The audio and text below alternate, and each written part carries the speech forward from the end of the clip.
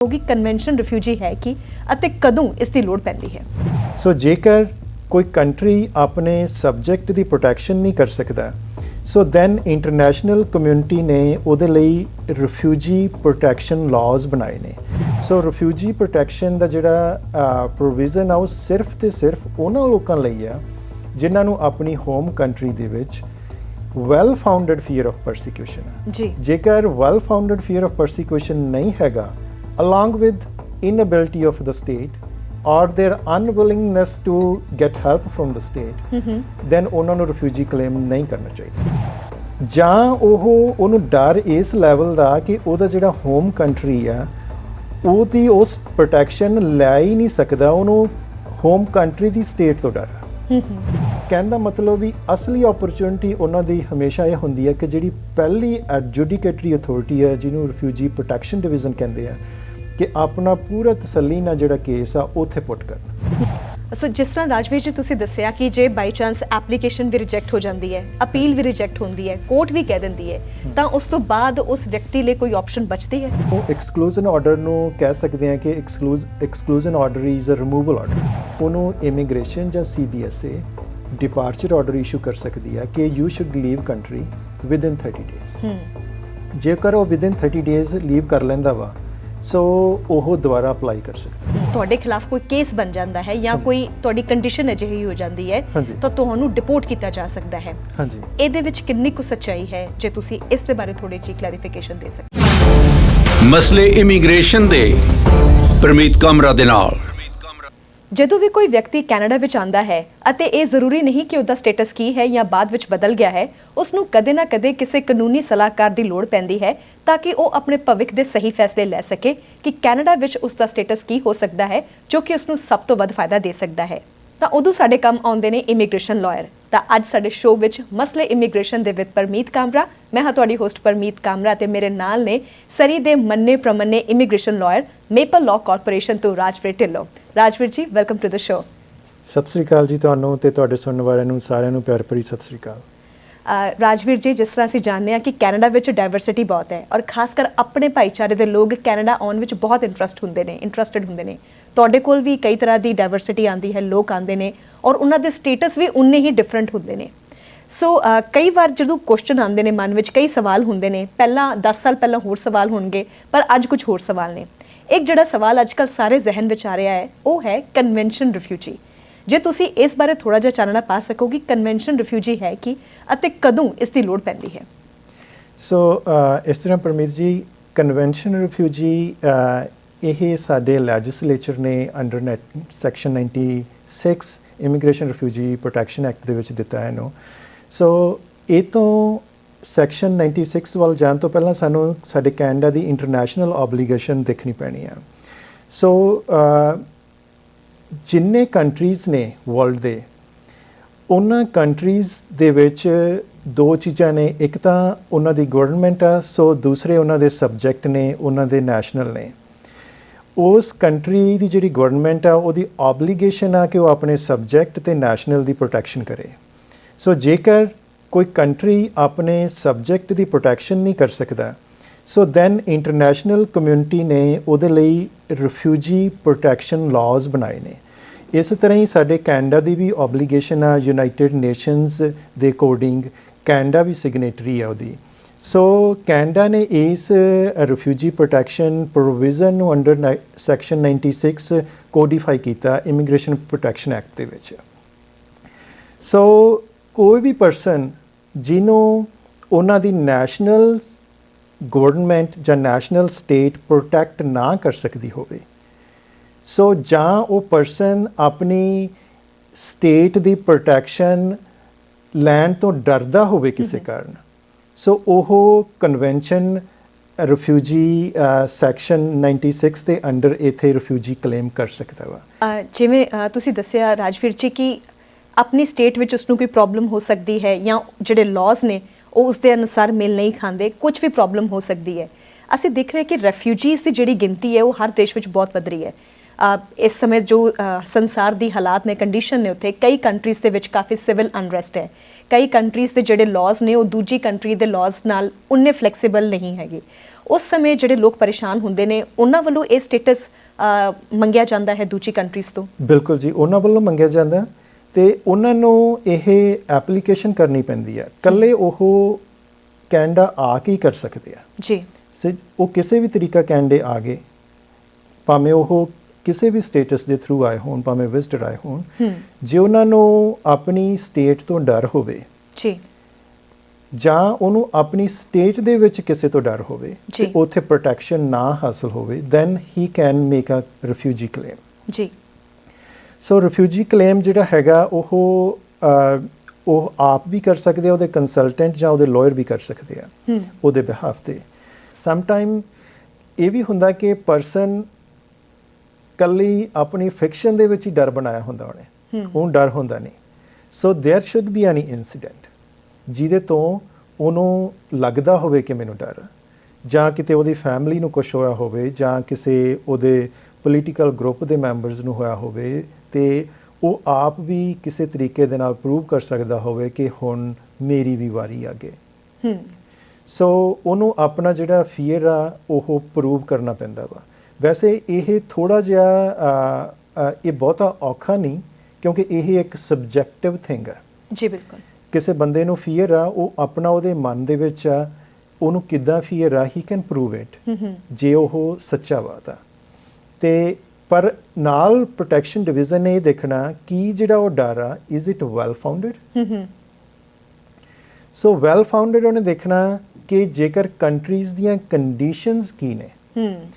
Let's ਸੇ ਜੇਕਰ country the breakdown of state ਆ, then everybody can assume ਕਿ ਜਿਹੜਾ ਫੀਅਰ ਆ ਵੈਲ ਫਾਊਂਡਡ ਆ ਜੀ, ਉਹਨੂੰ ਪ੍ਰੋਟੈਕਸ਼ਨ ਅਵੇਲੇਬਲ ਨਹੀਂ ਹੈਗੀ ਜੀ। ਤੇ ਜਿਹੜੀ ਉੱਥੇ ਕਰੰਟ ਏਜੰਟਸ ਆਫ ਪਰਸੀਕਿਊਸ਼ਨ ਹੈਗੇ ਆ ਤੇ ਉਹਨਾਂ ਕੋਲ 100% ਪਾਵਰ ਆ, ਤੇ ਉਹਨੇ ਪਰਸਨ ਨੇ ਆਪਣਾ ਸਬਜੈਕਟਿਵ ਐਲੀਮੈਂਟ ਪ੍ਰੂਵ ਕਰ ਦਿੱਤਾ ਵਾ। ਬਿਲਕੁਲ। So then well founded fear of persecution ਤਾਂ ਪ੍ਰੂਵ ਹੋ ਜਾਂਦਾ। ਤੇ ਸਟੇਟ ਦੀ ਜਿਹੜੀ ਪ੍ਰੋਟੈਕਸ਼ਨ ਆ, ਉਹ ਜੇਕਰ ਸਟੇਟ ਕੰਟਰੋਲ ਦੇ ਵਿੱਚ ਆ, let's say if we will talk about any A or B C country ਜਿੱਥੇ ਜਿਹੜੀ ਉਹਨਾਂ ਦੀ ਪੂਰੀ ਟੈਰੀਟਰੀ ਉਹਨਾਂ ਦੇ ਕੰਟਰੋਲ ਦੇ ਵਿੱਚ ਹੈ, ਉਹਨਾਂ ਦੇ ਜਾਂ ਆਰਮੀ ਦੇ ਕੰਟਰੋਲ ਦੇ ਵਿੱਚ ਹੈ। ਸੋ ਫਿਰ ਉਸ ਬੰਦੇ ਨੂੰ ਸਪੈਸੀਫਿਕਲੀ ਪ੍ਰੂਵ ਕਰਨਾ ਪੈਣਾ ਕਿ ਮੈਂ ਕਿਉਂ ਨਹੀਂ ਸਟੇਟ ਪ੍ਰੋਟੈਕਸ਼ਨ ਲੈ ਸਕਦਾ। ਯੂਜ਼ੂਅਲੀ ਕੀ ਹੁੰਦਾ, ਸਮ ਸਿਚੁਏਸ਼ਨ ਦੇ ਵਿੱਚ ਸਟੇਟ ਵੀ ਜਿਹੜੇ ਉਹਦੇ ਵਿਰੋਧੀ ਆ, ਜਾਂ ਆਪਾਂ ਕਹਿ ਦਈਏ ਏਜੰਟ ਆਫ ਪਰਸੀਕਿਊਸ਼ਨ, ਉਹਨਾਂ ਦੇ ਨਾਲ ਕੋਲਾਈਡ ਕਰ ਰਹੀ ਹੁੰਦੀ ਹੈ। ਮਤਲਬ ਉਹਨਾਂ ਨੂੰ ਇਨਸਟੀਗੇਟ ਕਰ ਰਹੀ ਹੁੰਦੀ ਆ, ਜਾਂ ਉਹਨਾਂ ਨੂੰ ਬੈਕ ਸਪੋਰਟ ਹੁੰਦੀ ਆ ਸਰਕਾਰ ਦੀ।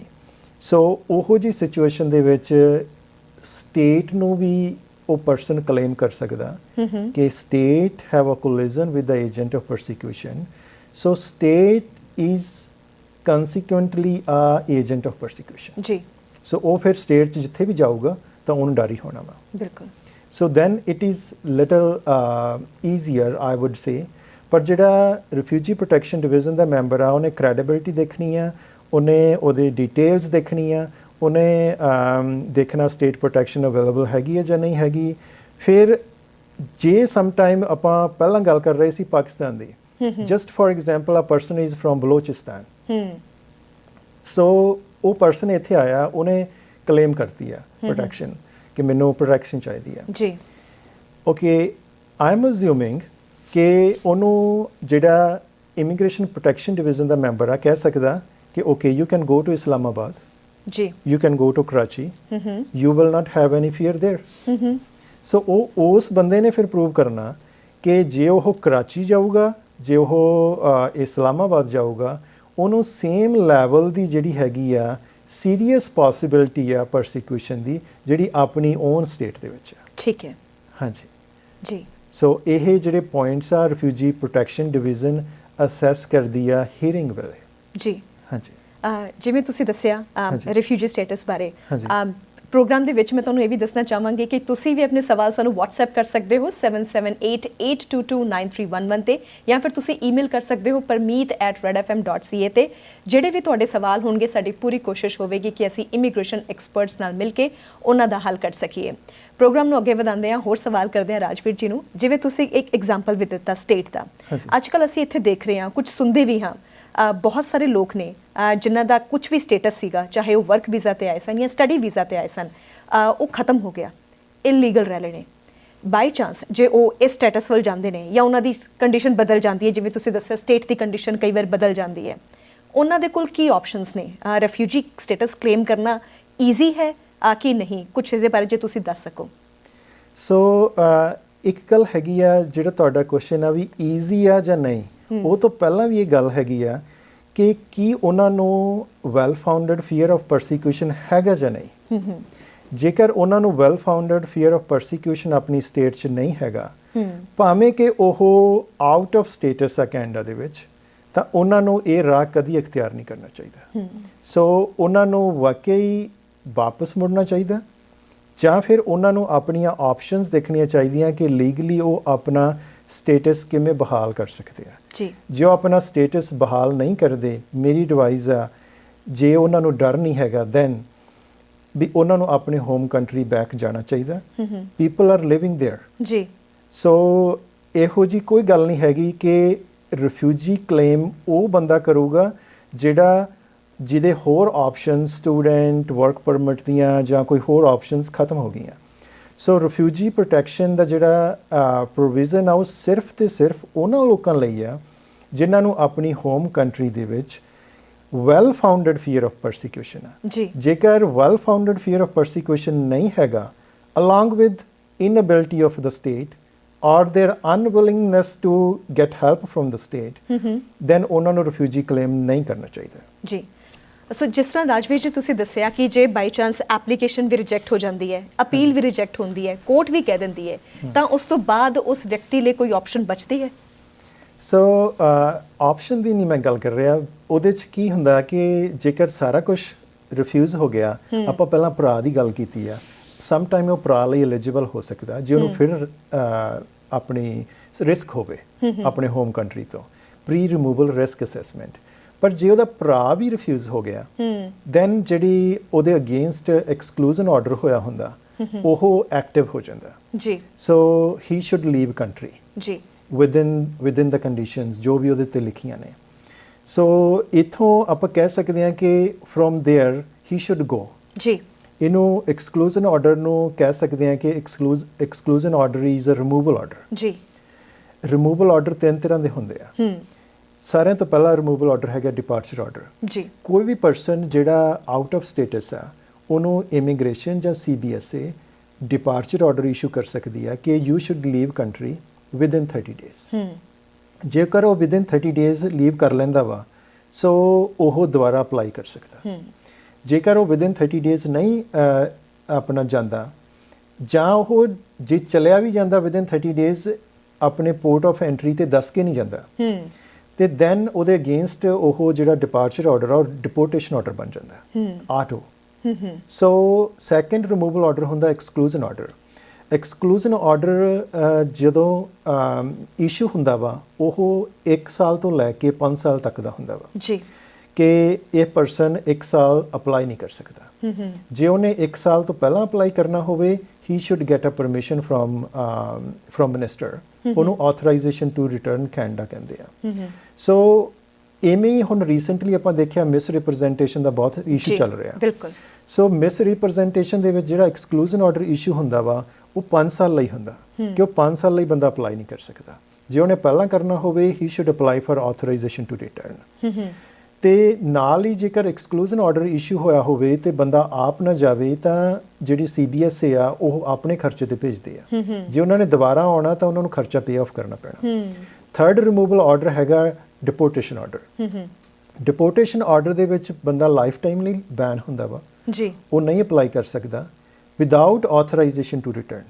ਉਹਨੂੰ ਆਥੋਰਾਈਜੇਸ਼ਨ ਟੂ ਰਿਟਰਨ ਮਿਨਿਸਟਰ ਤੋਂ ਲੈਣੀ ਪੈਂਦੀ ਆ, ਫਿਰ ਉਹ ਦੁਬਾਰਾ ਅਪਲਾਈ ਕਰਦਾ ਵਾ। ਜੀ, ਹਾਂਜੀ। ਰਾਜਵੀਰ ਜੀ, ਜਿਵੇਂ ਤੁਸੀਂ ਡੈਪੂਟੇਸ਼ਨ ਦੀ ਗੱਲ ਕੀਤੀ ਹੈ ਤੇ ਹਾਂਜੀ। ਸਾਡੇ ਰੈਡ ਐਫਐਮ ਲਿਸਨਰਸ ਨੇ ਵੀ ਸਾਨੂੰ ਸਵਾਲ ਕੀਤਾ, ਵਿਊਅਰਸ ਨੇ ਵੀ ਸਵਾਲ ਕੀਤਾ ਹੈ। ਹਾਂਜੀ। ਆਮ ਤੌਰ ਤੇ ਕਿਹਾ ਜਾਂਦਾ ਹੈ ਕਿ ਜੇਕਰ ਤੁਸੀਂ ਕੈਨੇਡਾ ਵਿੱਚ ਤੁਹਾਡਾ ਸਟੇਟਸ ਕੈਨੇਡੀਅਨ ਸਿਟੀਜ਼ਨ ਨਹੀਂ ਹੈ ਔਰ ਤੁਹਾਡਾ ਦੂਜਾ ਕੋਈ ਹੋਰ ਸਟੇਟਸ ਹੈ ਹਾਂਜੀ। ਅਤੇ ਤੁਹਾਡੇ ਖਿਲਾਫ ਕੋਈ ਕੇਸ ਬਣ ਜਾਂਦਾ ਹੈ ਜਾਂ ਕੋਈ ਤੁਹਾਡੀ ਕੰਡੀਸ਼ਨ ਅਜਿਹੀ ਹੋ ਜਾਂਦੀ ਹੈ ਹਾਂਜੀ। ਤਾਂ ਤੁਹਾਨੂੰ ਡਿਪੋਰਟ ਕੀਤਾ ਜਾ ਸਕਦਾ ਹੈ। ਹਾਂਜੀ। ਇਹਦੇ ਵਿੱਚ ਕਿੰਨੀ ਕੁ ਸੱਚਾਈ ਹੈ, ਜੇ ਤੁਸੀਂ ਇਸ ਦੇ ਬਾਰੇ ਥੋੜੀ ਜਿਹੀ ਕਲੈਰੀਫਿਕੇਸ਼ਨ ਦੇ ਸਕੋ। ਸੋ ਮੈਂ ਤੁਹਾਨੂੰ ਦੱਸ ਸਕਦਾ ਕਿ ਜੇਕਰ ਕੋਈ ਸਿਟੀਜ਼ਨ ਉਹਦੀ ਸਿਟੀਜ਼ਨਸ਼ਿਪ ਦੇ ਵਿੱਚ ਕੋਈ ਇਸ਼ੂ ਆ, ਮੀਨਸ ਕੁਛ ਉਹਨੇ ਝੂਠ ਬੋਲ ਕੇ ਲਈ ਆ, ਉਹ ਰਿਸਕ ਦੇ ਵਿੱਚ ਹੋ ਸਕਦਾ ਕਿਤੇ ਜੀ।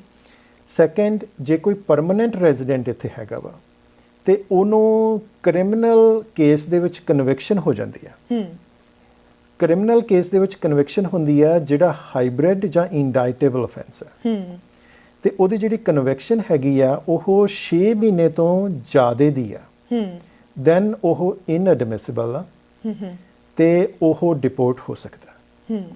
ਸੋ ਮੈਂ ਇੱਥੇ ਇੱਕ ਹੋਰ ਐਡ ਕਰਦਾ ਫੋਰਨਰਸ ਬਾਰੇ, ਜਿਵੇਂ ਸਾਡੇ ਸਟੂਡੈਂਟਸ ਨੇ ਜਾਂ ਜਿਹੜੇ ਲੋਕ ਵਿਜ਼ਿਟਰਸ ਨੇ ਜਾਂ ਵਰਕ ਪਰਮਿਟ ਤੇ ਨੇ। ਸੋ ਜੇਕਰ ਸਾਡੇ ਇਹ ਇਹਨਾਂ ਨੂੰ ਆਪਾਂ ਟੈਂਪਰੇਰੀ ਫੋਰਨ ਰੈਜ਼ੀਡੈਂਟ ਕਹਿ ਸਕਦੇ ਹਾਂ, ਟੈਂਪਰੇਰੀ ਰੈਜ਼ੀਡੈਂਟ ਜੀ। ਸੋ ਜਿਹੜੇ ਟੈਂਪਰੇਰੀ ਰੈਜ਼ੀਡੈਂਟ ਨੇ ਸਾਡੇ, ਜੇਕਰ ਇਹ ਕਨਵਿਕਟ ਹੁੰਦੇ ਆ ਕਿਸੇ ਸਮਰੀ ਅਫੈਂਸ ਦੇ ਲਈ, ਸਮਰੀ ਅਫੈਂਸ ਦੇ ਵਿੱਚ ਇਹਨਾਂ ਨੂੰ ਕਨਵਿਕਸ਼ਨ ਹੁੰਦੀ ਆ, ਤਾਂ ਇਹ ਇੱਕ ਅਫੈਂਸ ਦੇ ਲਈ ਡਿਪੋਰਟ ਨਹੀਂ ਹੋ ਸਕਦੇ। ਓਕੇ। ਸੋ ਲੈਟਸ ਸੇ ਕੋਈ ਮੈਨੂੰ ਇਨਕਰੇਜ ਨਹੀਂ ਕਰ ਰਿਹਾ, ਜਸਟ ਮੈਂ ਤੁਹਾਨੂੰ ਇਨਫੋਰਮੇਸ਼ਨ ਦੇ ਰਿਹਾ। I don't want to encourage people to do wrong things. For example, ਕਿਸੇ ਨੇ ਕੋਈ ਇਹੋ ਜਿਹਾ ਅਫੈਂਸ ਕੀਤਾ ਜਿਹਦੇ 'ਚ ਉਹਦੀ ਸਮਰੀ ਕਨਵਿਕਸ਼ਨ ਹੋਈ ਆ, ਫੋਰ ਐਗਜ਼ਾਮਪਲ ਥੈਫਟ, ਜਿਹੜਾ ਅੰਡਰ $5,000 ਜੀ। ਸੋ ਉਹਦੇ 'ਚ ਉਹ ਬੰਦਾ ਇਨਐਡਮਿਸਿਬਲ ਨਹੀਂ ਹੈਗਾ। Okay. He will not be deported. ਜੀ। So he will be deported if he will do second summary offense. So ਜੇਕਰ ਉਹ ਪਰਸਨ ਕੋਈ ਇੰਡਾਈਟੇਬਲ ਜਾਂ ਹਾਈਬ੍ਰਿਡ ਅਫੈਂਸ ਕਰਦਾ ਵਾ, definitely he will be deported. ਜੀ, ਜਿਵੇਂ ਕਿ obstruction of justice ਜਾਂ ਕੁਝ ਇਸ ਤਰ੍ਹਾਂ ਦਾ ਸੀਰੀਅਸ ਜੇ allegations ਹੋ। ਬਿਲਕੁਲ, ਜੇਕਰ ਕੋਈ obstruction of justice ਦੇ ਲਈ ਕਨਵਿਕਟ ਹੁੰਦਾ ਵਾ, obstruction of justice is a hybrid offense. Definitely after conviction the person will be inadmissible if he is a foreigner.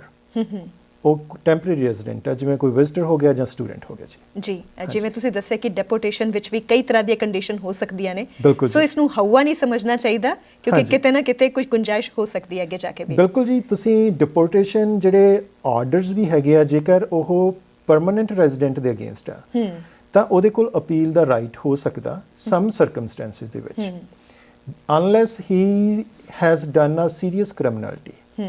ਸੋ ਜਿਹੜੇ ਫੋਰਨਰਸ ਨੇ ਉਹਨਾਂ ਕੋਲ ਅਪੀਲ ਦਾ ਰਾਈਟ ਨਹੀਂ ਹੈਗਾ, ਪਰ ਫਿਰ ਵੀ ਉਹਨਾਂ ਕੋਲ ਰਿਵਿਊ ਦਾ ਰਾਈਟ ਹੈਗਾ।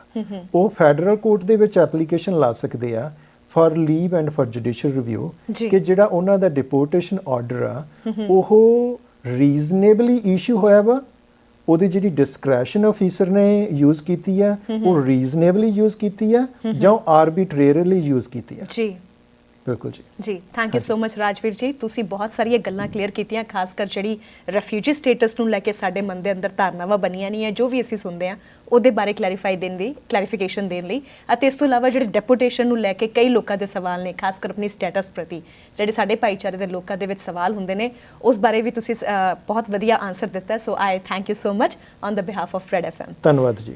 ਤੁਹਾਡੇ ਵੀ ਕੋਈ ਸਵਾਲ ਹਨ ਤਾਂ ਤੁਸੀਂ ਸਾਨੂੰ WhatsApp ਕਰ ਸਕਦੇ ਹੋ 7788229311। ਅਸੀਂ ਪੂਰੀ ਕੋਸ਼ਿਸ਼ ਕਰਾਂਗੇ ਕਿ ਤੁਹਾਡੇ ਸਵਾਲਾਂ ਦੇ ਜਵਾਬ ਅਸੀਂ ਇਮੀਗ੍ਰੇਸ਼ਨ ਐਕਸਪਰਟ ਤੋਂ ਲੈ ਸਕੀਏ। ਤੁਸੀਂ ਆਪਣੇ ਸਵਾਲ ਸਾਨੂੰ ਈਮੇਲ ਵੀ ਕਰ ਸਕਦੇ ਹੋ parmeet@redfm.ca, ਅਤੇ ਹੋਰ ਜਾਣਕਾਰੀ ਲਈ ਦੇਖਦੇ ਰਹੋ ਮਸਲੇ ਇਮੀਗ੍ਰੇਸ਼ਨ ਦੇ ਵਿਦ ਪਰਮੀਤ ਕਾਮਰਾ।